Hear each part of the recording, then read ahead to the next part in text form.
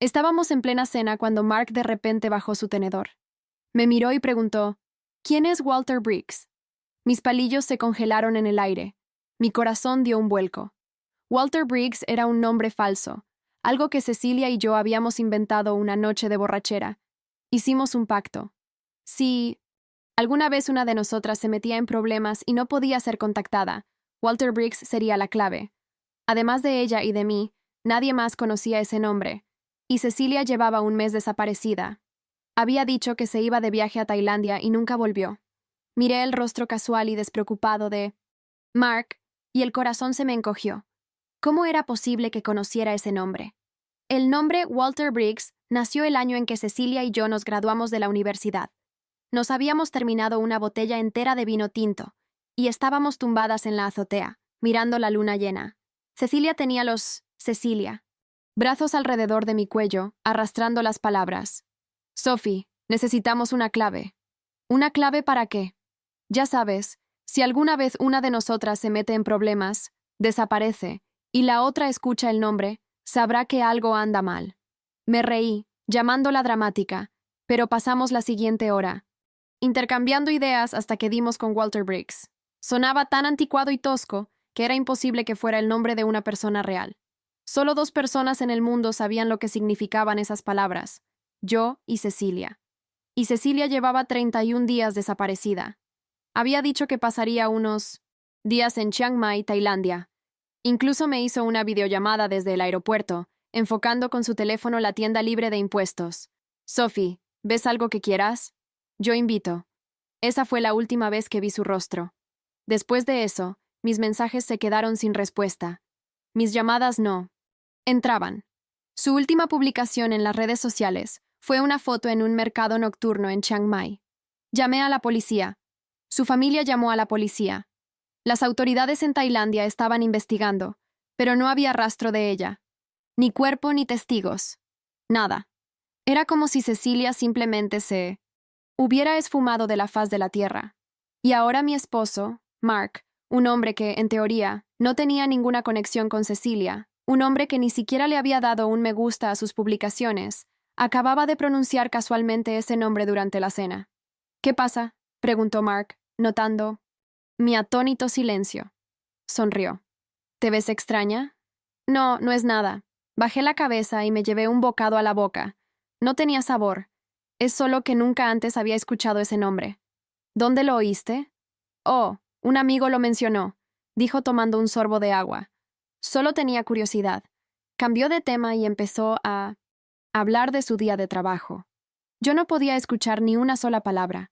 Mi mente estaba atrapada en un solo pensamiento. ¿Cómo sabía él ese nombre? ¿Cómo? Después de cenar, Mark fue a darse una ducha. Me senté en el sofá, con las palmas de las manos resbaladizas por el sudor.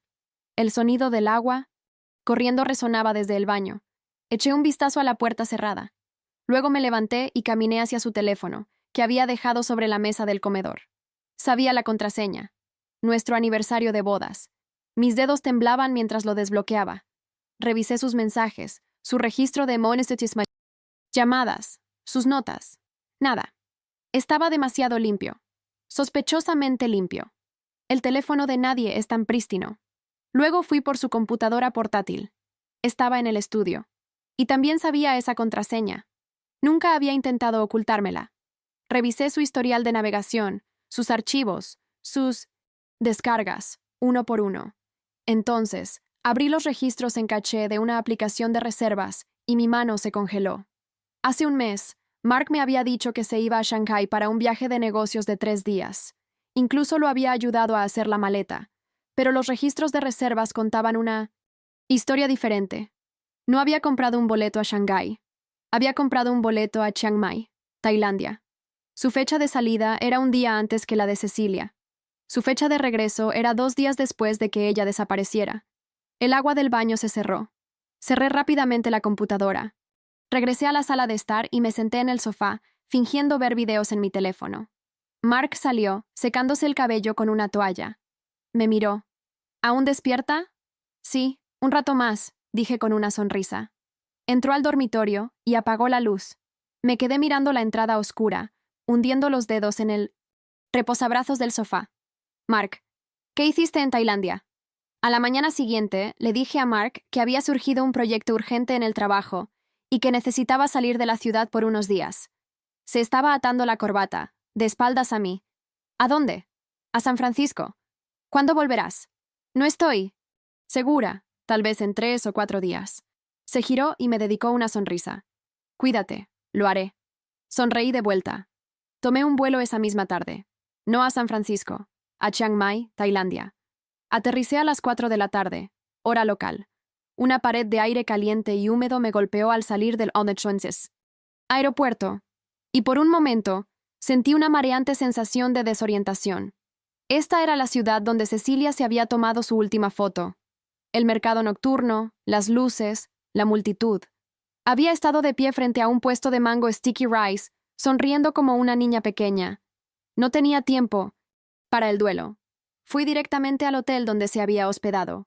Sabía el nombre. Me había enviado una captura de pantalla de su reserva en un lugar llamado Lotus Courtyard, un hotel boutique cerca de la ciudad antigua. En la recepción, le mostré a la recepcionista una foto de Cecilia. ¿Vio a esta chica? Se hospedó aquí hace aproximadamente un mes. La recepcionista miró la foto y negó con la cabeza. Su nombre es Cecilia Chen. Es chino-estadounidense, agregué. La mujer escribió algo en su computadora y luego asintió. Sí, tenemos un registro de ella. Se quedó 3 noches. Nunca hizo el check-out, ni extendió su estadía. Su equipaje todavía está en nuestra sala de almacenamiento. Mi corazón se paralizó. Su equipaje sigue aquí. Pero ella desapareció. Me sobrepuse y le hice la pregunta que más temía. ¿Hace un mes se hospedó aquí también un hombre de los Estados Unidos? Le entregué una foto de Mark. La miró. Luego revisó la computadora de nuevo. Su expresión se volvió vacilante. Sí, se quedó 5 noches. 5 noches. Más que las 3 de Cecilia. ¿En qué habitación estaba? Habitación 302. ¿Y Cecilia? 315. En el mismo piso. A 2 puertas de distancia. Me quedé de pie en la recepción, con un zumbido ensordecedor en los oídos. El primer pensamiento fue el más obvio. Estaban teniendo una aventura. Cecilia y Mark en habitaciones contiguas en Tailandia. Pero otra voz en mi cabeza lo descartó de inmediato. Imposible. Cecilia odiaba a Mark. No era una aversión cortés a sus espaldas. Era una animosidad directa y descarada. Siempre que llevaba a Mark a una fiesta, Cecilia lo ignoraba. Una noche, después de unas copas, lo había señalado y dicho: Sophie tiene muy buen gusto para todo, excepto para los hombres. La cara de Mark se había puesto verde. No habían vuelto a cruzar miradas. Desde entonces, ¿cómo podrían 2 personas así tener una aventura secreta en Tailandia? Entonces, ¿por qué se hospedaba en la puerta de al lado? ¿Qué estaba haciendo? Tomé un respiro profundo. Necesito ver las grabaciones de seguridad de esa semana. La recepcionista pareció incómoda. Yo tendré que preguntarle a mi gerente. Por favor, hágalo. Y es posible que necesitemos que la policía lo autorice. Mi mejor amiga está desaparecida. La interrumpí. Mi voz era tranquila, pero mis manos temblaban. Ha pasado un mes. Nadie la ha visto ni ha sabido de ella. Su hotel puede ser uno de los últimos lugares donde se le vio con vida. ¿De verdad cree que su gerente no cooperará?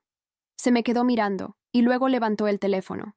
20 minutos después, el jefe de seguridad del hotel me llevó a una pequeña sala de vigilancia. 3 paredes estaban cubiertas de monitores. Mostró las grabaciones de 1900. Hacía un mes, comenzando desde el día en que Cecilia se registró. Me senté. Las palmas de mis manos estaban frías de sudor. Cecilia arrastraba su maleta por el vestíbulo y se registraba en la recepción. Llevaba un vestido blanco de verano, el cabello en una cola de caballo, y conversaba alegremente con la recepcionista. Mis ojos ardieron en lágrimas al instante. Luego, en la esquina inferior derecha de la pantalla, un hombre entró por la puerta principal. Una camiseta azul oscuro, una gorra de béisbol, una mascarilla, su forma de caminar, su postura. Era Mark. No se acercó a la recepción. Se sentó en el área de descanso del vestíbulo, tomó una revista y se la puso frente a la cara. Pero sus ojos seguían a Cecilia. Desde el momento en que se registró, hasta el momento en que tomó su tarjeta y entró en el ascensor. La observó todo el tiempo. Un escalofrío me recorrió la espalda. Adelántelo, dije. El jefe de seguridad aceleró la reproducción. Esa tarde, Cecilia salió del hotel para hacer turismo. El ángulo de la cámara cambió a la entrada. 2 minutos después de que ella saliera, Mark la siguió. Misma gorra, misma mascarilla. Se mantuvo a unos 20 metros detrás de ella. Esa noche, Cecilia cenó en el restaurante del hotel, en la planta baja. Mark se sentó en un rincón, bebiendo lentamente una taza de café. Su asiento le daba una vista perfecta de la mesa de ella. Cecilia visitó un templo. Mark la siguió. Cecilia fue a un mercado nocturno. Mark la siguió. Cecilia le compró un coco a un vendedor ambulante y se agachó para acariciar a un gato callejero. Mark se quedó al otro lado de la calle, frente a una tienda, fingiendo mirar su teléfono. En cada fotograma, en cada toma, él estaba allí. Mis manos empezaron a temblar. Esto no era una aventura. Las personas que tienen una aventura no actúan así. No usan mascarillas ni mantienen la distancia. Caminan lado a lado, comen juntos, se tocan. Él nunca le dirigió una sola palabra. De principio a fin, Cecilia no tenía idea de que él estaba allí. Esto no era un encuentro secreto. Esto era. ¿Qué pasó el tercer día? Pregunté. Mi voz sonaba ronca. El jefe de seguridad puso la grabación. En la mañana del tercer día, Cecilia salió del hotel. Llevaba una mochila y sostenía un mapa, luciendo alegre. La cámara mostró cómo salía por la puerta principal y se dirigía hacia el este por la calle. 2 minutos después, Mark apareció por una salida lateral y tomó la misma dirección. Y entonces la grabación terminó. Las cámaras del hotel solo cubrían un radio de unos 50 metros. No podía ver qué pasaba más allá de eso. ¿Hay alguna otra cámara?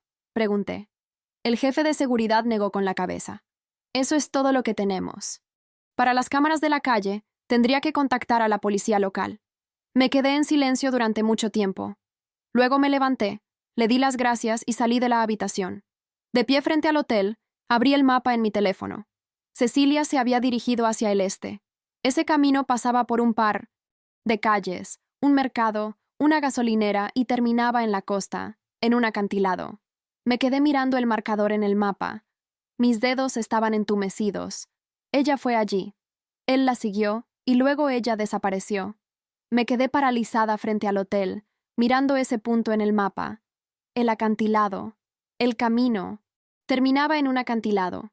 Guardé el teléfono en el bolsillo y empecé a caminar hacia el este. El sol de la tarde caía pesado sobre mis hombros, y el aire olía a frituras de calle y a flores que no sabía nombrar.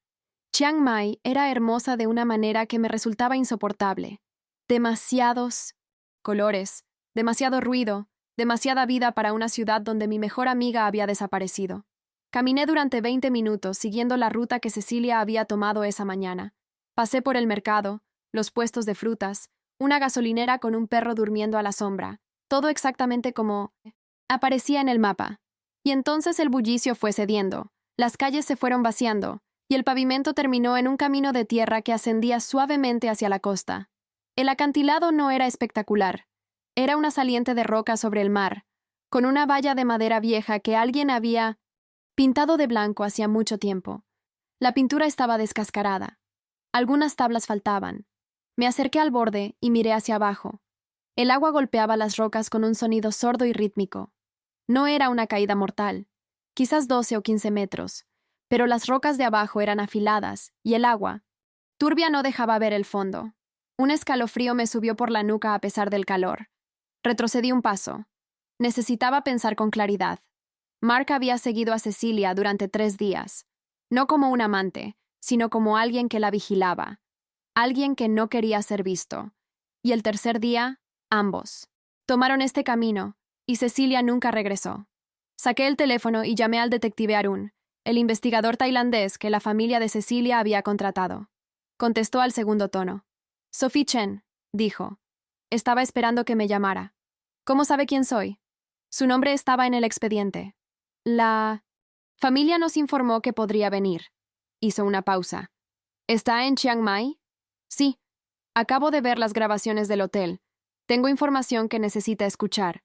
Un silencio breve. Nos encontramos en 1 hora, dijo. Hay una cafetería frente al templo Wat Che Di Luang. La reconoceré. Colgué. Me quedé un Momento más mirando el acantilado, el agua, las rocas. Luego tomé varias fotos. Documenté la valla rota, la tierra del sendero. Fue entonces cuando lo noté. A unos metros de la valla, parcialmente oculto entre las raíces de un árbol, había algo de color rojo. Me agaché. Era una tira de tela, fina, casi transparente, del tipo que Cecilia usaba para atarse el cabello. La recogí con cuidado usando un pañuelo de papel, sin tocarla directamente. La sostuve a la luz. Tenía una mancha oscura en un extremo. Podía ser barro. Podía ser tierra roja de la región. Pero también podía no serlo. Guardé la tira de tela en una bolsa de plástico que encontré en el fondo de mi mochila. Un reflejo automático, casi involuntario. Y caminé de regreso hacia la ciudad con el corazón latiendo demasiado rápido, y una sola pregunta girando en mi cabeza como un disco rayado. ¿Por qué Mark sabía el nombre de Walter? ¿Briggs? Esa era la pieza que no encajaba. Todo lo demás, el viaje a Tailandia, la vigilancia, las mentiras, podía tener alguna explicación retorcida. Pero Walter Briggs era imposible. Ese nombre no existía en ningún documento, en ningún mensaje, en ningún lugar del mundo, excepto en la memoria de dos mujeres que lo inventaron una noche de vino y luna llena. A menos que Cecilia se lo hubiera dicho. A menos que alguien se lo hubiera arrancado. Cuando llegué a la cafetería, el detective Arun ya estaba sentado. Era un hombre delgado de unos 50 años, con lentes de montura fina y una expresión que no revelaba nada. Tenía sobre la mesa una carpeta cerrada y 2 tazas de té. Me senté frente a él sin decir una palabra. Él me miró fijamente durante 3 segundos completos. Luego abrió la carpeta y deslizó una fotografía hacia mí. Era Mark, caminando por una calle de Chiang Mai. La foto estaba tomada desde lejos, con teleobjetivo. Y no estaba solo. A su lado caminaba un hombre que yo nunca había visto. ¿Quién es ese?, pregunté. El detective Arun entrelazó los dedos sobre la mesa. Esa, dijo en voz baja, es precisamente la pregunta correcta. Me quedé mirando la fotografía. El hombre que caminaba junto a Mark era alto, de complexión delgada, con el cabello entrecano peinado hacia atrás. Llevaba una camisa de lino beige y sandalias, como cualquier turista occidental en Chiang Mai. Pero había algo en su postura, algo demasiado recto, demasiado deliberado, que no encajaba con la imagen de un hombre de vacaciones. ¿Quién es?, repetí. El detective Arun tomó su taza de té antes de responder. Su nombre es Richard Voss, alemán, 58 años, nacionalidad actual desconocida. Tiene pasaportes de 3 países distintos que nosotros sepamos. Hizo una pausa. No es un hombre con el que convenga tener relación. ¿A qué se dedica? Arun me miró con esa expresión plana e ilegible. A mover cosas, dijo. Cosas que no deberían moverse. Personas, información, dinero. Dependiendo de quién pague más. El té frente a mí estaba intacto. No podía mover las manos. ¿Cuándo fue tomada esta foto? El mismo día que Cecilia desapareció. Por la tarde, aproximadamente 2 horas después de que las cámaras del hotel la perdieran de vista en ese camino hacia el este. Su esposo y Voss estaban en este barrio, a unos 3 kilómetros del acantilado. 3 kilómetros. A pie. Menos de 40 minutos. Saqué la bolsa de plástico de mi mochila y la deslicé sobre la mesa. Encontré esto en el acantilado, dije. Esta tarde. Creo que puede ser de Cecilia. Arun la tomó con cuidado, la examinó sin abrirla. Su expresión no cambió, pero algo en sus ojos se afiló ligeramente. ¿Tocó la tela directamente? No. La recogí con un pañuelo. Asintió una vez, casi imperceptiblemente, como si hubiera subido un punto en su escala mental. Se la llevaré al laboratorio esta noche. Tenemos contactos. Mañana por la mañana sabremos si esa mancha es sangre y si el ADN coincide con Cecilia. Guardó la bolsa en su carpeta. Ahora necesito que me diga algo, Sophie. ¿Su marido sabe que usted está aquí? Le dije que iba a San Francisco. ¿Y él le creyó? Hice una pausa. No lo sé. Arun asintió lentamente, como si esa fuera exactamente la respuesta que esperaba. ¿Cuánto sabe usted sobre el trabajo de su marido? Mark era consultor financiero. Viajaba con frecuencia. Europa, Asia, Sudamérica. Clientes corporativos, decía siempre. Reestructuración de activos. Nunca le había prestado demasiada atención porque nunca había tenido razones para hacerlo. Hasta ahora. Lo que necesito saber, dijo Arun, es si Cecilia Chen Tenía algo que Richard Voss quisiera: información, acceso, documentos. ¿En qué trabajaba ella? Cecilia era ingeniera de software. Trabajaba para una empresa de ciberseguridad en San Francisco. Se llamaba Arken Systems. El detective no reaccionó al nombre, pero tomó nota en un pequeño cuaderno de Citizen. Pasta negra. ¿Alguna vez mencionó su trabajo con usted? ¿Casos específicos, clientes, algo que la preocupara? Pensé. Cecilia rara vez hablaba de trabajo en términos técnicos, pero 3 meses antes de desaparecer, habíamos tomado café y la había notado diferente, tensa, distraída. Le pregunté si estaba bien y me dijo que sí, que era solo un proyecto complicado, que había encontrado algo que no debería haber encontrado, pero que ya estaba en manos de sus supervisores. Se lo dije a Aaron palabra por palabra. Él dejó el bolígrafo sobre la mesa y me miró directamente por primera vez desde que me había sentado. Sophie, dijo con una calma que me heló la sangre. Necesito que entienda algo. Si lo que sospecho es correcto, Cecilia no desapareció por accidente, y su marido no estaba aquí de vacaciones. Tragué saliva. ¿Qué sospecha? Que alguien usó a su marido para encontrar a Cecilia, y que la razón por la que su marido conoce la palabra clave, ese nombre que usted mencionó, Walter Briggs, es porque Cecilia se lo dijo. El corazón se me cayó al piso. ¿Por qué haría eso? Aaron recogió sus papeles con movimientos lentos y precisos. Porque, dijo, en ese momento probablemente no tenía otra opción. Cerró la carpeta. Afuera, la noche de Chiang Mai zumbaba con el sonido de los tuk-tuks y la música de los templos.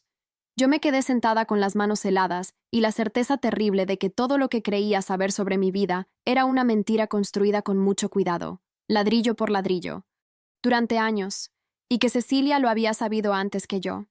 Esa noche no dormí.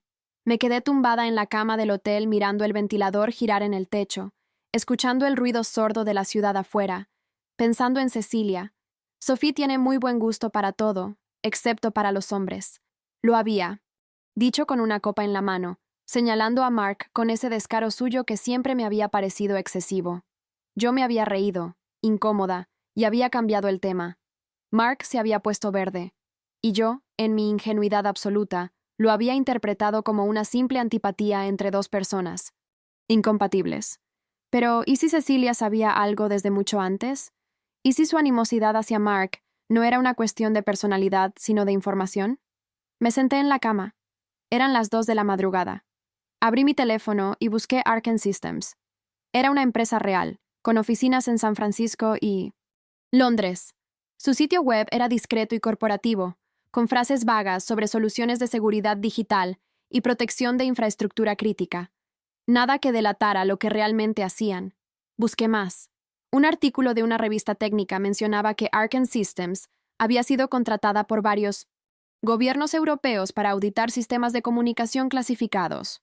Otro artículo, este en un blog de ciberseguridad, mencionaba que un empleado de Arken había denunciado internamente una filtración de datos a gran escala 18 meses atrás. El empleado no estaba identificado. 18 meses atrás, justo cuando Cecilia había empezado a comportarse de manera extraña. Cerré el teléfono y me quedé en la oscuridad. Cecilia había encontrado algo lo suficientemente grande como para que alguien enviara a Richard Voss a buscarlo. Y Richard Voss había usado a Mark para llegar hasta ella. La pregunta era cómo. ¿Cómo había llegado Voss hasta Mark? ¿Qué tenía mi marido que un hombre como ese quisiera usar? Pensé en los viajes de Mark, los clientes corporativos, la reestructuración de activos, las semanas fuera de casa que yo había aceptado sin cuestionar porque así era nuestro matrimonio, así siempre había sido. Mark trabajaba, viajaba, volvía. Yo trabajaba, esperaba, sonreía. ¿Cuánto de eso era real? A las 3 de la mañana, tomé una decisión. No podía quedarme esperando los resultados del laboratorio de Aaron sin hacer nada. Necesitaba la maleta de Cecilia. A la mañana siguiente estaba en el Hotel Lotus Courtyard a las 8 en punto. La misma recepcionista de la tarde anterior me reconoció y llamó al gerente sin que yo tuviera que pedirlo. El gerente era un hombre pequeño y nervioso, que claramente quería que todo este asunto desapareciera lo antes posible. Me llevó personalmente al almacén. La maleta de Cecilia era exactamente como la recordaba. Verde oliva, con una pequeña insignia de un pulpo de metal que yo misma le había regalado en su cumpleaños. Cuando vi ese pulpo plateado entre mis manos, me costó respirar durante varios segundos. Le pedí privacidad al gerente. Dudó. Le dije que el detective Arun había sido informado de mi visita. Eso fue suficiente. Abrí la maleta. La ropa estaba doblada con la precisión metódica característica de Cecilia, que siempre empacaba como si fuera a pasar una inspección militar. Revisé cada prenda, cada bolsillo, cada rincón. Nada oculto entre la ropa. Revisé el neceser, los zapatos, los libros. Tenía 2 novelas de misterio y una libreta de viaje con notas sobre templos y restaurantes. Estaba a punto de cerrar la maleta cuando noté que la base interna se veía ligeramente elevada en una esquina. Era imperceptible. Si no hubiera estado buscando algo específico, jamás lo habría notado. Con cuidado, deslicé los dedos por el borde de la base y la levanté. Debajo había una tarjeta de memoria, pequeña, del tipo que se usa en cámaras fotográficas, envuelta en una capa de cinta adhesiva, transparente y pegada al fondo de la maleta con tanto cuidado que parecía parte de la estructura. La sostuve entre los dedos y sentí el peso absurdo de ese objeto diminuto. Cecilia lo había escondido aquí antes de salir ese tercer día. Lo había dejado aquí a propósito, como si supiera que podría no volver, como si quisiera que alguien lo encontrara, como si quisiera que yo lo encontrara. Me la guardé en el bolsillo interior del abrigo, justo contra el pecho. Cerré la maleta, la devolví exactamente como estaba y salí del almacén. En ese momento mi teléfono vibró. Era un mensaje de Arun. Los resultados del laboratorio llegaron antes de lo esperado. Necesito verla ahora. Y Sophie, no vuelva sola al acantilado. Me detuve en mitad del pasillo. ¿Por qué no debía volver al acantilado? Solo había una razón por la que Arun diría eso. Porque alguien más también lo estaba vigilando. Llegué a la cafetería frente al Wat Chedi Luang 10 minutos después. Arun ya estaba sentado en la misma mesa de la noche anterior, pero esta vez no había tazas de té. Solo la carpeta cerrada y una expresión que no auguraba nada bueno. Me senté. Él esperó a que una pareja de turistas pasara junto a nuestra mesa, antes de hablar. La mancha en la tela era sangre, dijo. El ADN coincide con Cecilia Chen. El ruido de la calle desapareció. Todo desapareció. Me quedé mirando la superficie de madera de la mesa como si en ella hubiera alguna respuesta. ¿Eso significa que está muerta? Significa que hubo sangre, dijo Arun con cuidado, no necesariamente en cantidad fatal, pero sí suficiente para saber que en ese acantilado ocurrió algo violento. Cerré los ojos 3 segundos. Los abrí. Hay algo más, dije. Saqué la tarjeta de memoria del bolsillo y la puse sobre la mesa. Arun la miró sin tocarla. ¿Dónde la encontró? En la maleta de Cecilia, escondida bajo la base interior. La dejó ahí antes de salir el tercer día. El detective la tomó con cuidado, la examinó por ambos lados y luego sacó de su maletín un pequeño adaptador y una tableta. La insertó. La tableta tardó varios segundos en procesar. Contenía la respiración. La tarjeta contenía una sola carpeta. Dentro había 16 archivos. 14 eran documentos cifrados con extensiones que yo no reconocía. Los otros 2 eran archivos de video. Arun abrió el primero. Era una grabación desde una computadora portátil, la cámara apuntando a una habitación que reconocí de inmediato como una sala de reuniones corporativa. La imagen era granulada pero clara. Alrededor de una mesa había 5 hombres. Uno de ellos era Richard Voss. Otro era Mark. El video no tenía audio, pero la imagen era inconfundible. Mark y Voss sentados a la misma mesa, con documentos entre ellos, en lo que claramente era una reunión de negocios. No un encuentro casual. Una reunión planificada, formal, con otros 3 hombres que yo nunca había visto. ¿Cuándo fue grabado esto?, pregunté. Mi voz sonaba extraña, como si viniera de muy lejos. Arun revisó los metadatos del archivo. Hace 2 años, dijo. 2 años. Mark y Voss se conocían desde hacía 2 años, mucho antes de que Cecilia desapareciera, mucho antes del viaje a Tailandia. Mientras yo preparaba la cena en casa y esperaba que Mark volviera de sus viajes de negocios, él se reunía con un traficante de información en alguna sala corporativa anónima. Arun abrió el segundo video. Este era diferente. Estaba grabado desde un teléfono, con mano temblorosa, en lo que parecía ser una habitación de hotel. La persona que grababa se mantenía fuera del encuadre, pero reconocí la voz de... Inmediato. Era Cecilia. Hablaba en voz baja y rápida, directamente a la cámara. Sophie, si estás viendo esto, significa que algo salió mal. Significa que no pude llegar hasta ti de otra manera. Escúchame con atención porque no tengo mucho tiempo. Me llevé la mano a la boca. Hace 18 meses. Encontré una brecha en los sistemas de 3 gobiernos europeos. Alguien había instalado puertas traseras en su infraestructura de comunicaciones clasificadas. Rastreé el origen hasta una empresa fantasma en las Islas Caimán. Cuando fui más profundo, encontré los nombres de las personas detrás de esa empresa. Uno de esos nombres era Mark. La voz de Cecilia se quebró un instante. Continuó. Lo siento, Sophie. Sé lo que esto significa para ti. Reporté lo que encontré internamente en Arken y cometí el error de confiar en la persona equivocada. Alguien filtró mi identidad. Desde entonces me han estado siguiendo. Vine a Tailandia porque tenía una fuente aquí, alguien dispuesto a darme documentos físicos que prueban todo. Pero creo que me encontraron antes de que pudiera llegar a ella. Una pausa larga. El sonido de tráfico afuera de la ventana. Si no regreso, los archivos cifrados en esta tarjeta contienen todo. Las claves de descifrado están en un correo electrónico, programado para enviarse automáticamente a una dirección que solo tú conoces. La dirección que usamos para el juego de Walter Briggs aquella noche. ¿Recuerdas? Dijimos que si alguna vez necesitábamos enviarnos algo sin que nadie lo interceptara, usaríamos esa dirección. Entra desde un dispositivo que Mark nunca haya tocado. Abre ese correo. Otra pausa. Cuando habló de nuevo, su voz era más suave. Te quiero mucho, Sophie. Y lo siento. Lo siento muchísimo. El video terminó. Me quedé en silencio durante lo que pudo ser 1 minuto o 10. Arun no dijo nada. Afuera, un monje de túnica naranja cruzaba la calle lentamente, con los ojos bajos. Hay una dirección de correo, dije finalmente. Una que solo yo conozco. Necesito un dispositivo limpio. Arun cerró la tableta y se puso de pie.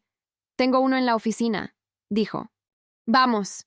Pero en ese momento mi teléfono vibró sobre la mesa. Un mensaje de un número desconocido. Sin remitente. Solo texto. Sabemos que estás en Chiang Mai, Sophie. Sabemos lo que encontraste. Tienes 12 horas para entregar la tarjeta. Si lo haces, volverás a casa sin problemas. Si no lo haces, no. Volverás. Lo leí 2 veces. Luego levanté la vista hacia Arun. Él ya estaba leyendo el mensaje por encima de mi hombro. 12 horas, dije. Él asintió con esa calma suya que empezaba a parecerme no indiferencia, sino algo mucho más valioso. Control. Entonces no perdamos tiempo, dijo. La oficina de Arun. Era un apartamento en el segundo piso de un edificio estrecho a 3 calles del templo. Nada que dijera oficina desde afuera, ningún letrero, ninguna placa. Subimos por una escalera de madera que crujía en cada peldaño y entramos a una habitación que olía a papel viejo y a café frío. Había 2 escritorios, mapas en las paredes, cajas de archivos apiladas en las esquinas. Una ventana pequeña con la persiana a medio bajar dejaba entrar una franja de luz que cortaba el cuarto en diagonal. Sobre uno de los escritorios había una computadora portátil sellada en plástico, claramente sin usar. Arun la tomó, rompió el sello y la encendió. Este equipo nunca ha tocado ninguna red, dijo. Lo uso para exactamente este tipo de situación. Configuró una conexión a Internet a través de un enrutador independiente y me la pasó. Sus manos estaban completamente firmes. Las mías no. Me senté frente a la pantalla. Pensé en aquella noche en la azotea, Cecilia y yo con la botella de vino vacía entre las dos, inventando no solo un nombre, sino un sistema completo de comunicación de emergencia. Habíamos creado una dirección de correo electrónico con un nombre absurdo, una combinación de palabras sin sentido que las dos memorizamos y nunca escribimos en ningún lugar.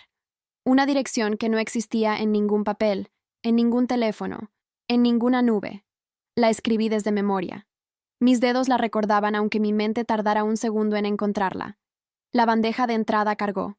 Había un solo correo, sin remitente visible. El asunto decía únicamente, para Sophie, cuando llegue el momento. Lo abrí. Era un mensaje largo. Cecilia había escrito con la precisión metódica que la caracterizaba en todo, desde empacar maletas hasta documentar vulnerabilidades de seguridad. El correo contenía las claves de descifrado de los 14 archivos de la tarjeta de memoria, organizadas en orden, con instrucciones exactas para cada una. Pero antes de las claves había 3 párrafos que no eran técnicos. Eran personales. Sophie, si estás leyendo esto es porque el sistema funcionó, aunque yo no haya podido estar ahí para verlo. Eso significa que confío en ti completamente y que sabía desde el principio que serías tú quien llegaría hasta aquí. Necesito que sepas algo sobre Mark que descubrí hace 18 meses y que no supe cómo decirte. Mark no es consultor financiero. Nunca lo ha sido.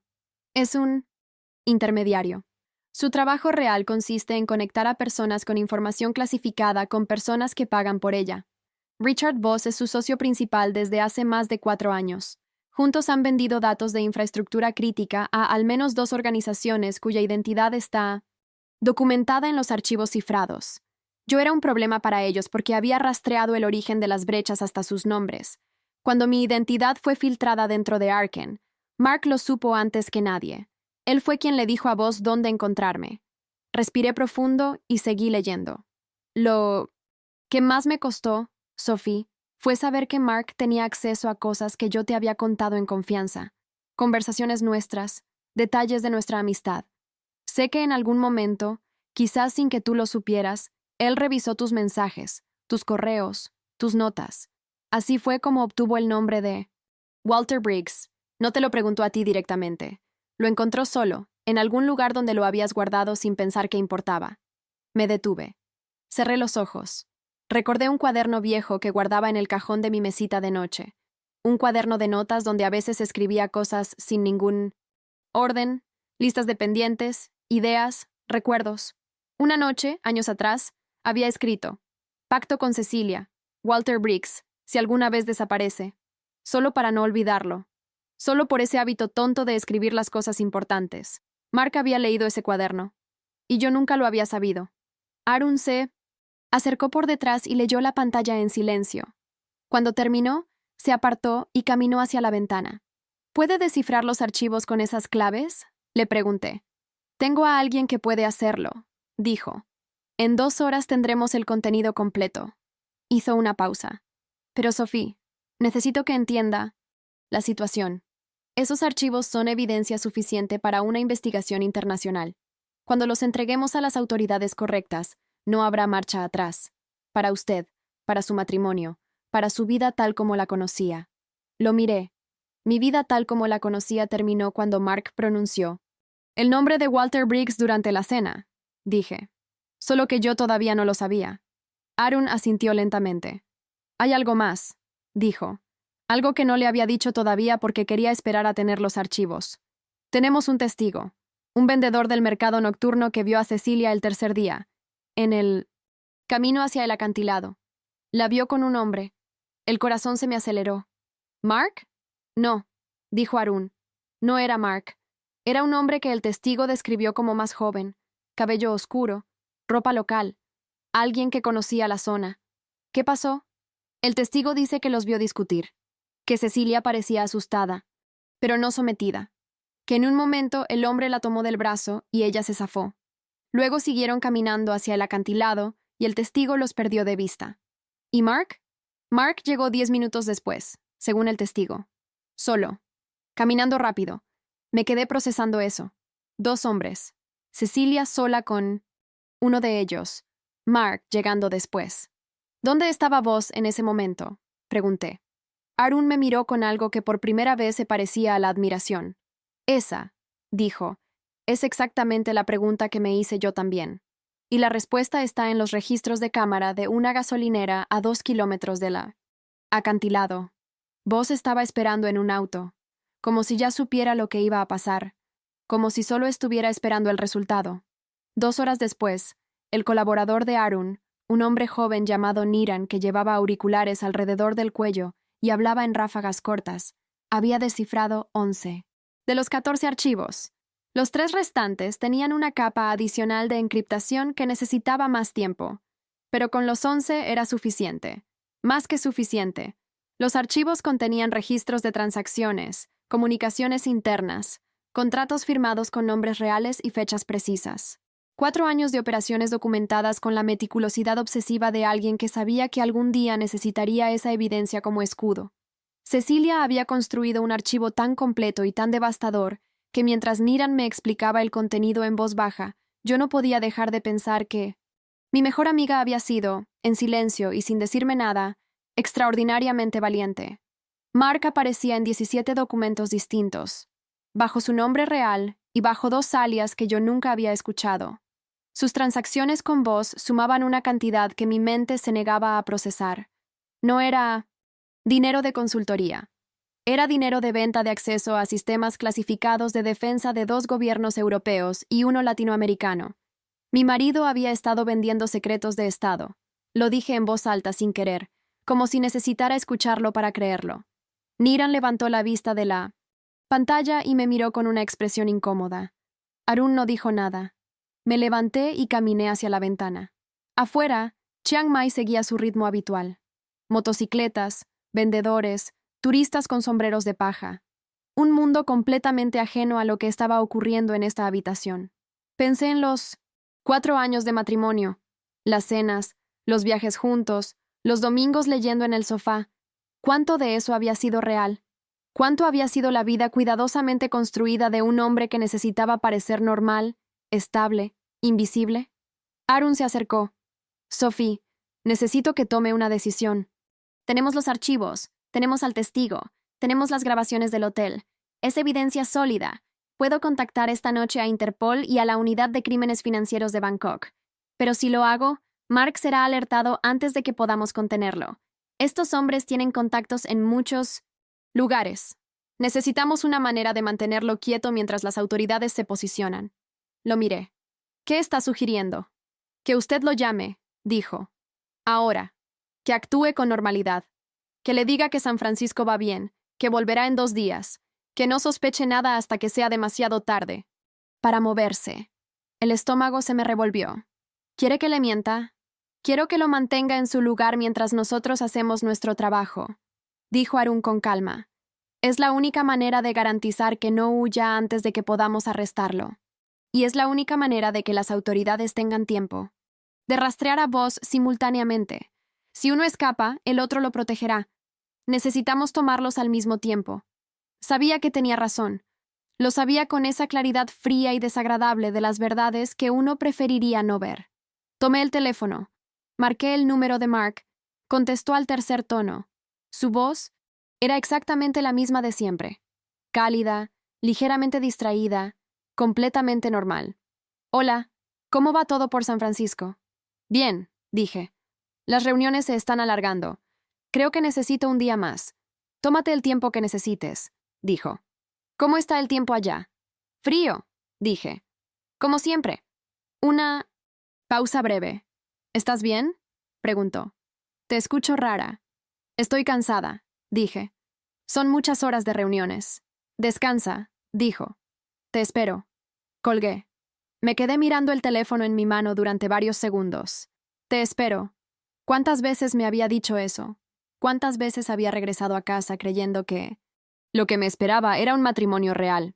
Arun ya estaba al teléfono, hablando en tailandés en voz baja. Niran seguía trabajando en los archivos restantes. Yo me senté en la silla frente a la ventana y dejé que el ruido de la ciudad llenara el silencio. Fue entonces cuando Niran levantó la mano sin apartar los ojos de la pantalla. Encontré algo, dijo. Nos acercamos los dos. En la pantalla había un archivo de los 3 que quedaban cifrados, ahora abierto. No era un documento financiero. Era una lista de nombres. 12 nombres en total. Al lado de cada uno había una fecha y una cantidad de dinero. Los primeros 11 nombres no me decían nada, pero el 12º nombre, el último de la lista, con una fecha de hace exactamente 32 días y una cantidad que triplicaba a todas las demás, me detuvo el corazón. Era el nombre de un agente de Interpol. Miré a Arun. Él ya estaba leyendo. Su expresión, por primera vez desde que lo conocía, había perdido esa calma perfecta e ilegible. Lo que había en su lugar era algo más difícil de nombrar. ¿Conoce a esa persona? Le pregunté. Un silencio largo. Era mi contacto en Interpol, dijo finalmente. El hombre al que iba a llamar esta noche. El aire en la habitación cambió de temperatura. Estaban dentro de la investigación, dije despacio. Desde el principio. Arun cerró los ojos un segundo.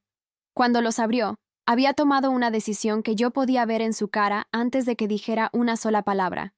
Necesitamos un plan diferente, dijo. Y necesitamos ejecutarlo antes de que alguien sepa que encontramos esa lista. Afuera, sin que ninguno de los tres lo notáramos, había empezado a anochecer, y las 12 horas del mensaje anónimo estaban corriendo. Capítulo 8. Arun se quedó de pie en el centro de la habitación durante casi un minuto, completo sin decir nada. Yo lo observaba procesar, recalcular, descartar opciones en tiempo real. Niran había dejado de escribir y miraba a su jefe con una expresión que mezclaba alarma y expectativa. Finalmente Arun habló. Hay una periodista, dijo. Trabaja para una publicación de investigación con Cinesensinet. Sede en Berlín. Se llama Mara Solís, es española. Lleva 6 años cubriendo tráfico de información clasificada en Europa. Es la única persona fuera de esta habitación en quien confío completamente en este momento. Si le enviamos los archivos, los publica en menos de 24 horas. Una vez que esa información sea pública, arrestar a Mark y a Voss se convierte en una obligación política para las autoridades, no una decisión discrecional que alguien pueda bloquear desde adentro. ¿Y Cecilia? Pregunté. Publicar los archivos no nos dice qué le pasó. No, dijo Arun, pero protege la evidencia. Si alguien dentro de Interpol sabe que estamos investigando, los archivos originales corren peligro. Una vez publicados, ya no pueden desaparecer. Tenía razón, y lo sabía, pero había algo que me impedía asentir de inmediato. Si publicamos todo ahora, Mark sabrá que lo tenemos, dije. Huirá antes de que puedan atraparlo. Arun negó con la cabeza. Mara no publica los nombres hasta que las autoridades correctas, las que no están en esa lista, tengan tiempo de actuar. Ella ha hecho esto antes. Sabe exactamente cómo coordinarlo. Miré a Niran, que asintió levemente como respaldando la confianza de su jefe. De acuerdo, dije. Pero primero necesito saber qué pasó en ese acantilado. No puedo irme de Tailandia sin saberlo. Arun me miró durante un momento. El testigo, dijo finalmente. Hay algo que no le conté todavía porque quería verificarlo primero. Esta mañana, antes de reunirme con usted, hablé con él nuevamente. Me dijo que vio algo más, que cuando Mark llegó al acantilado y miró hacia abajo, no reaccionó como alguien que acaba de ver algo terrible. No llamó a nadie. No gritó. Solo se quedó mirando el agua durante varios minutos. Luego sacó el teléfono, hizo una llamada corta y se marchó, caminando en dirección opuesta. El estómago se me cerró. ¿Una llamada a quién? Los registros telefónicos de Mark de ese día muestran una llamada saliente de 4 minutos a un número no registrado. El mismo número que aparece en 3 de los archivos de Cecilia asociado a Richard Voss. Entonces, Mark llamó a Voss desde el acantilado. Sí. Y Voss estaba esperando en el auto a 2 kilómetros. Sí. Cerré los ojos. La imagen era brutalmente clara. El hombre de cabello oscuro llevando a Cecilia al acantilado. Mark llegando después, mirando el resultado, llamando a Voss para confirmar.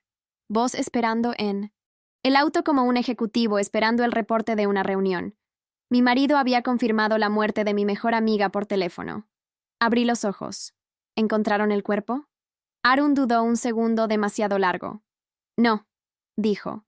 Pero hay algo. Esta mañana temprano, antes de que usted llegara al acantilado, ayer, un pescador reportó haber encontrado ropa flotando en las rocas a unos 800 metros de la saliente. La policía local lo catalogó como basura marina, pero la descripción de las prendas coincide con lo que Cecilia llevaba puesto, según las grabaciones del hotel. Tuve que apoyar las manos sobre el escritorio para mantenerme firme. Necesito ir a verificarlo, dije. No, dijo Arun con firmeza. Usted no puede moverse libremente en este momento. Quien envió ese mensaje sabe que está aquí. Si la ven cerca del acantilado o hablando con el pescador, sabrán que tiene la tarjeta y que no piensa entregarla. Entonces, ¿qué hago? Arun se acercó a su escritorio y abrió un cajón. Sacó un teléfono básico, sin marca, y me lo entregó. Este es un número nuevo. Solo yo lo tengo. Quiero que apague su teléfono personal ahora mismo. No lo encienda hasta que yo le diga. Si Mark o cualquier otra persona intenta localizarla, que crean que está en San Francisco sin señal. Tomé el teléfono. Apagué el mío y lo guardé en el fondo de la mochila. Niran, dijo Arun sin voltearse. Prepara los archivos para enviar a Mara. Usa el protocolo habitual, servidor en Suiza, sin metadatos. Niran asintió y sus dedos empezaron a moverse sobre el teclado. Arun se puso el saco y tomó las llaves de la mesa. ¿A dónde va?, pregunté. A hablar con el pescador, dijo, y a verificar algo en el puerto deportivo. Hay un registro de embarcaciones que salieron de esta costa la noche en que Cecilia desapareció. Si alguien la sacó del acantilado viva, salió por agua. Y si salió por agua, hay un rastro. Se detuvo en la puerta. Sophie, escúcheme con atención. Quédese aquí con Irán. No abra la puerta a nadie. No llame a nadie. No salga bajo ninguna circunstancia.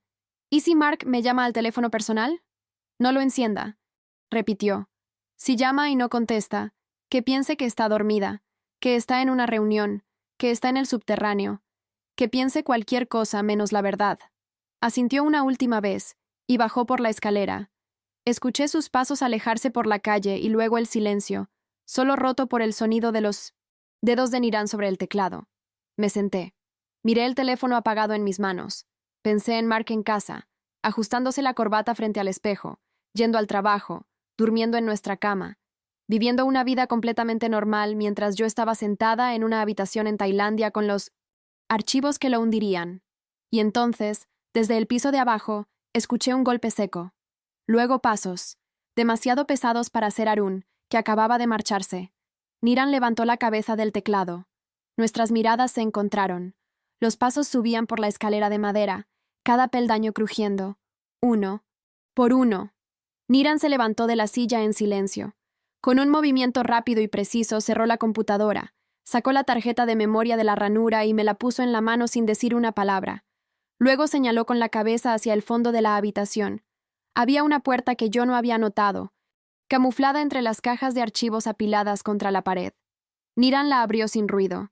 Detrás había una escalera de servicio, estrecha y oscura, que bajaba hacia la parte trasera del edificio.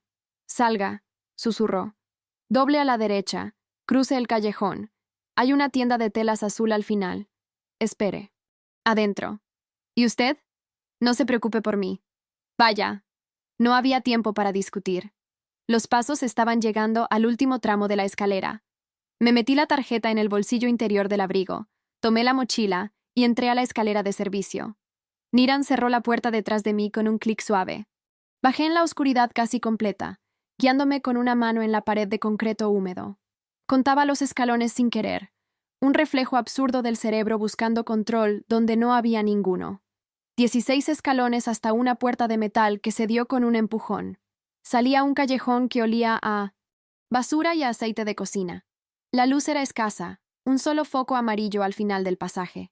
Doblé a la derecha y caminé rápido sin correr, con la cabeza gacha, como alguien que conoce el camino y no tiene ninguna razón para llamar la atención. La tienda de telas era exactamente donde Niran había dicho. Una puerta de madera entreabierta, rollos de tela apilados hasta el techo, una anciana sentada en un taburete bajo que levantó la vista cuando entré y no dijo nada, como si estuviera acostumbrada a recibir personas que llegaban por el callejón trasero con las manos temblando. Me quedé de pie, entre los rollos de tela, con la espalda contra la pared, escuchando. Nada. Solo el ruido habitual de la calle. Pasaron 8 minutos que se sintieron como 40. Luego el teléfono nuevo que Arun me había dado vibró una vez. Un mensaje de texto. Sin nombre. Solo el número de Arun. Falsa alarma. Era el arrendatario del piso de abajo. Vuelva. Cerré los ojos y solté el aire que llevaba reteniendo desde la escalera de servicio. Cuando regresé, Niran estaba sentado exactamente donde lo había dejado, con la computadora abierta y una expresión perfectamente tranquila que me resultó casi cómica. Después de la descarga de adrenalina. ¿Quién era?, pregunté. El hombre que alquila la oficina del primer piso, dijo. Viene a veces por las noches a buscar sus cosas. Arun lo olvidó mencionar. Me senté pesadamente en la silla. Los archivos están enviados, dijo Niran. Mara los recibió hace 3 minutos. Confirmó recepción. Algo en mi pecho se aflojó levemente. La información estaba fuera de nuestras manos y en las manos correctas. Aunque nos quitaran la tarjeta ahora, aunque nos quitaran todo, ya era demasiado tarde para borrarla. Arun llegó 40 minutos después. Entró sin quitarse el saco, Fue directo al escritorio y puso sobre la mesa una fotografía impresa. Una imagen granulada, tomada claramente desde una cámara de vigilancia portuaria. Una embarcación pequeña, tipo lancha rápida, saliendo del puerto en la oscuridad. La fecha y hora en el margen inferior indicaban la noche en Minami-Mametispo. Que Cecilia desapareció, aproximadamente 3 horas después de que las cámaras del hotel la perdieran de vista en el camino hacia el acantilado. En la proa de la lancha había una figura.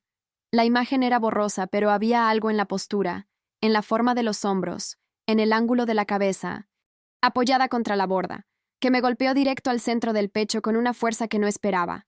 «Eso no es un cuerpo», dije. Mi voz sonó extraña incluso para mí. «No», dijo Arun. «No lo es. Una persona inconsciente o muerta no mantiene esa postura», continuó. «El peso se distribuye de manera diferente. Esta persona está viva pero sedada. Hay una diferencia y es visible si sabes lo que estás mirando. Me quedé mirando esa figura borrosa en la proa de la lancha. «Está viva», dije. No dije las palabras como una pregunta. Las dije como alguien que acaba de encontrar tierra firme después de días nadando. «En mar abierto». Arun asintió. Rastreamos el registro de salida de la embarcación. Estaba alquilada a nombre de una empresa fantasma que ya habíamos visto antes en los archivos de Cecilia. La misma red. Pero el dato importante es el destino registrado en el puerto. Declararon ir a una isla privada a 70 kilómetros de la costa. Koh Tao. Hay una propiedad allí comprada hace 2 años a nombre de otra empresa fantasma que, si seguimos la cadena de propietarios, termina en Richard Voss. El mapa en mi cabeza empezó a tomar forma. «No la mataron», dije despacio. «La tienen». Arun se sentó finalmente. Como si la conversación hubiera llegado al punto donde era posible detenerse un momento. «La información que Cecilia tenía en esa tarjeta», dijo, «es devastadora pero incompleta. Hay datos que solo ella conoce.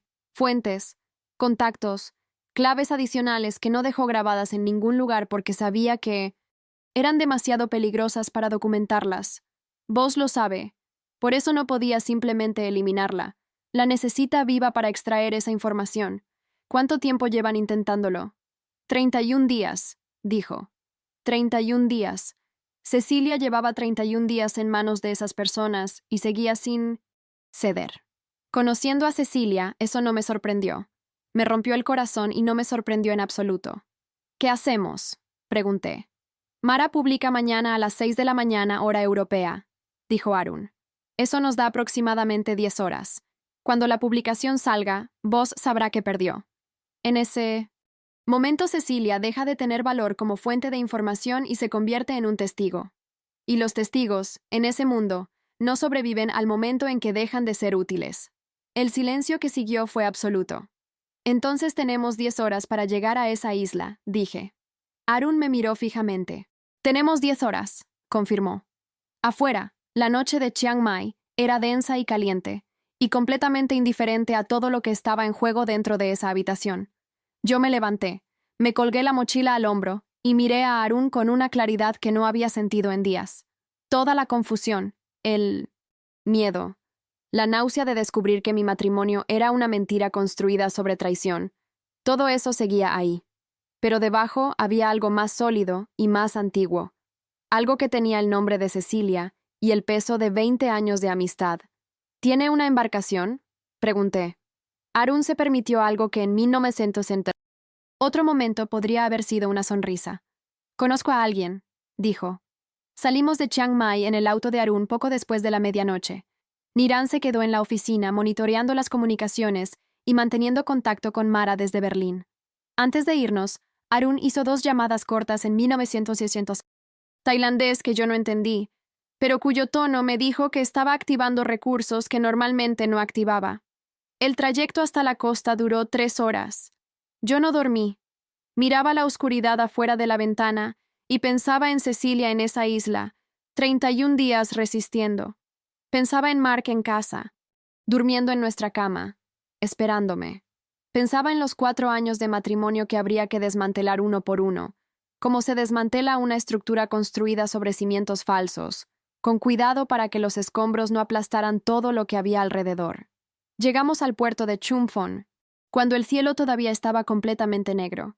El contacto de Arun era un hombre de unos 60 años llamado Somchai, de pocas palabras y muchas cicatrices en las manos, que tenía una lancha rápida que olía a gasolina y a sal. No hizo preguntas. Eso me dijo más sobre su relación con Arun que cualquier presentación. Koh Talu estaba a 70 kilómetros mar adentro. Con la lancha de Somchai, 1 hora y cuarto.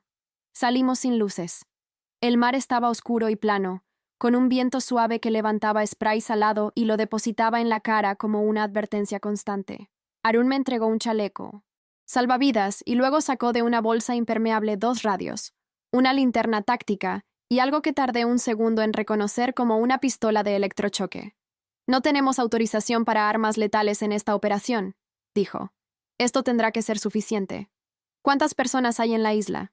Según los registros de suministros que Niran rastreó esta semana, dijo, los pedidos regulares sugieren entre 3 y 5 personas en la propiedad, personal de Voss. Voss mismo no está ahí, está en Bangkok. Lo sabemos porque Niran lo rastrea por sus transacciones desde esta mañana. ¿Y el hombre de cabello oscuro? ¿El que estaba con Cecilia en el camino? Arun guardó silencio un momento. Lo identificamos esta tarde, dijo. Se llama Prapat. Trabaja para Voss desde hace años. Es quien maneja las operaciones locales. ¿Estará en la isla? Es probable, dijo. El agua negra pasaba a los costados de la lancha, con un sonido continuo y sordo. Yo me aferré a la borda y miré hacia adelante, hacia la oscuridad donde en algún lugar estaba Koh Talu. Arun se acercó. Sophie, necesito que entienda algo antes de llegar. Nuestro objetivo es extraer a Cecilia. No es confrontar a nadie, no es recolectar evidencia. Adicional, no es hacer justicia en este momento. Justicia vendrá después, cuando Mara publique y las autoridades correctas actúen. Esta noche el único objetivo es sacarla. Asentí. Si le digo que se quede en la lancha con Somchai, dijo, ¿lo hará? Lo miré. No, dije. Me observó durante un segundo. Lo suponía, dijo, y no volvió a mencionarlo. Llegamos a Koh Talu 40 minutos antes del amanecer. Somchai apagó el motor a 300 metros de la costa y dejamos que la corriente nos llevara hacia la orilla lentamente, sin ruido. La isla era pequeña, densamente arbolada, con una sola construcción, visible desde el agua. Una casa de madera grande, con una terraza sobre el mar y varias luces encendidas en la planta baja. A esa hora de la madrugada, luces encendidas significaban personas despiertas. Desembarcamos en silencio en una playa pequeña al costado norte de la isla. El agua me llegó hasta la cintura y estaba más fría de lo que esperaba. Caminé hacia la orilla con la mochila sobre la cabeza, sintiendo la arena bajo los pies con una concentración extraña, como si cada sensación física fuera un ancla que me mantenía presente y funcional. Arun lideró el camino por la línea de árboles, manteniéndonos fuera de la línea de visión de la casa. Yo lo seguía a 3 metros de distancia, pisando donde él pisaba, deteniéndome cuando él se detenía. La casa tenía 4 ventanas visibles desde nuestro ángulo. 2 en la planta baja con luz, 2 en el piso superior, oscuras. Arun señaló la esquina trasera del edificio, donde había una estructura más pequeña, separada de la casa principal por unos 20 metros de terreno abierto. Una especie de bodega o cuarto de servicio, con una sola ventana pequeña y alta, sin luz. Me miró y señaló esa estructura. Asentí. Los cuartos, donde se mantiene a alguien que no debe ser visto, no tienen ventanas iluminadas. Cruzamos el terreno abierto, agachados y rápidos. Cada segundo que pasamos expuestos era un segundo demasiado largo. Llegamos a la pared trasera de la estructura y nos pegamos a ella. Arun examinó la puerta. Un candado. Simple. Sacó algo de su bolsillo y tardó menos de 20 segundos en abrirlo. Entramos. La oscuridad adentro era total. Arun encendió la linterna táctica apuntando hacia abajo para minimizar la luz visible. El cuarto era pequeño. Olía a humedad y a metal. Había una cama improvisada en el rincón. Una mesa. Una silla. Y en la cama, encadenada por la muñeca a una argolla en la pared, estaba Cecilia. Estaba dormida o sedada. Su rostro estaba más delgado de lo que lo recordaba, con sombras profundas bajo los ojos, pero era ella. Era completamente, inconfundiblemente ella. Me arrodillé junto a la cama. Cecilia, susurré. Nada. Cecilia. Le toqué el hombro con suavidad. Un movimiento. Luego otro. Sus ojos se abrieron despacio, con la dificultad de alguien que lleva días sin dormir bien o con la neblina de alguna sustancia. Parpadeó varias veces en la oscuridad. Luego me vio. Pasaron 2 segundos completos. Sophie, dijo. Su voz era ronca y pequeña, pero era su voz. Sí, dije. Soy yo. Vamos a salir de aquí. Sus ojos se llenaron de lágrimas que no cayeron, como si incluso eso requiriera una energía que no tenía. Luego miró la cadena en su muñeca con una expresión que mezclaba vergüenza y rabia. Arun ya estaba trabajando en el candado de la cadena. Tardó 40 segundos. Cuando la cadena cayó, Cecilia se sentó despacio y se frotó la muñeca con la mano libre con un gesto automático que me dijo que llevaba semanas repitiendo ese mismo movimiento. La ayudé a ponerse de pie. Sus piernas temblaban, pero sostenían. ¿Puedes caminar?, le pregunté. Sí, dijo. Puedo caminar. Y en esa afirmación, en esa voz ronca y rota pero firme, reconocí a la persona que había pasado 31 días encadenada sin ceder. La misma persona que había escondido una tarjeta de memoria bajo la base de su maleta. La misma persona que había inventado el nombre de Walter Briggs una noche de luna llena, porque quería asegurarse de que si algo salía mal, yo lo sabría. Lo había sabido. Había llegado. Salimos del cuarto en fila, Arun adelante, yo sosteniendo a Cecilia por la cintura, el sonido de la madrugada cubriéndonos con su ruido de insectos y mar. Llegamos a la playa sin incidentes. Somchai ya tenía el motor listo. Subimos a la lancha y cuando el motor arrancó y la oscuridad de la isla empezó a quedar atrás, Cecilia apoyó la cabeza en mi hombro sin decir nada. Yo le rodeé los hombros con el brazo y miré el horizonte donde el cielo empezaba a aclararse en un hilo finísimo de luz azul. 3 horas después, mientras cruzábamos el mar de regreso a la costa, el teléfono de Arun vibró. Lo leyó. Me lo pasó sin decir nada. Era un mensaje de Niran. Mara publicó. Ya está en todas partes. Miré la pantalla. Luego miré a Cecilia, que dormía con la cabeza en mi hombro con ese sueño profundo y absoluto de alguien que finalmente puede soltar el peso que ha estado cargando. Luego miré el horizonte.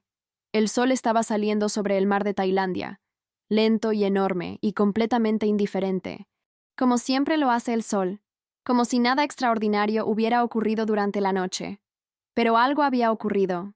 6 semanas después, Mark fue arrestado en el aeropuerto de San Francisco cuando intentaba abordar un vuelo a Frankfurt con un pasaporte a nombre de uno de sus alias, Richard Voss. Fue detenido en Bangkok 48 horas después de la publicación de Mara, en una operación coordinada entre autoridades tailandesas, alemanas y estadounidenses que no incluyó a ninguno de los nombres de la lista de Cecilia. Prapat fue arrestado en Koh Tao esa misma mañana, cuando las autoridades llegaron a la isla y encontraron el cuarto vacío y el candado abierto. El agente de Interpol, cuyo nombre aparecía en los archivos, renunció antes de que pudieran suspenderlo. Fue arrestado 2 meses después en Viena. Arken Systems fue investigada. 3 ejecutivos fueron imputados. Tenteles. Empresa sobrevivió, reducida y reorganizada, bajo nueva dirección. Cecilia tardó 2 meses en recuperarse físicamente. El proceso legal en el que se convirtió en testigo principal duró mucho más. Pero eso es otra historia, una que ella misma algún día podrá contar con sus propias palabras. Yo tardé, más tiempo en recuperarme de lo que esperaba. No del miedo ni del peligro, sino del duelo silencioso de desmantelar 4 años de una vida que creí real. No es un proceso limpio ni ordenado. No termina en una fecha específica, pero termina. Una noche, varios meses después, Cecilia y yo subimos a la azotea de su nuevo apartamento con una botella de vino tinto. Nos tumbamos mirando el cielo, igual que aquella noche de la universidad, igual que siempre. ¿Sabes lo que más me costó?, dijo ella después de un rato. ¿Qué? Saber que había dejado esa tarjeta en la maleta y no saber si llegarías. No saber si el sistema funcionaría. Funcionó, dije. Sí, dijo. Gracias a Walter Briggs. Nos reímos las dos al mismo tiempo. Una risa real, un poco rota, completamente nuestra. El cielo sobre nosotras era oscuro y enorme, y estaba lleno de estrellas. Y por primera vez en mucho tiempo, el silencio entre nosotras no tenía el peso de ningún secreto.